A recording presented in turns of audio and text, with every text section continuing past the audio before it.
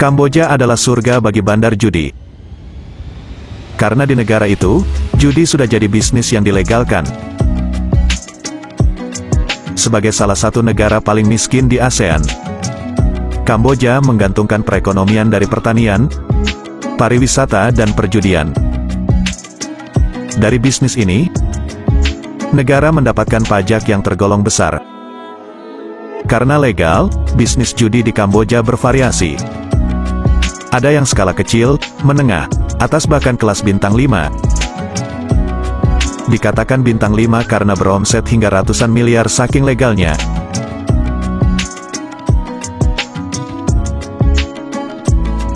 Hingga terdapat undang-undang yang mengaturnya.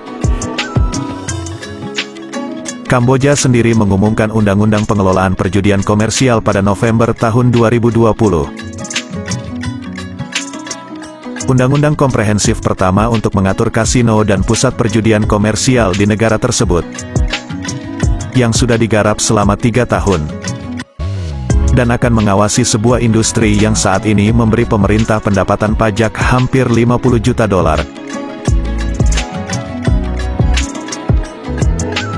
Kamboja mendapat keuntungan dari pembatasan atau larangan terhadap kasino legal seperti di Thailand, di mana penjudi lokal tidak diizinkan masuk ke kasino yang ada. Maraknya pasar perjudian Kamboja juga didukung oleh peraturan visa yang lebih longgar bagi pengunjung dari China. Tahun 2017 turis dari China meningkat lebih dari 40% menjadi 1,2 juta. Melebihi Vietnam yang selama ini menjadi sumber turis terbesar di Kamboja. Kamboja juga menjadi alternatif untuk Makau. Setelah pengusaha kasino terimbas tindakan keras Presiden Xi Jinping terhadap korupsi dalam beberapa tahun terakhir.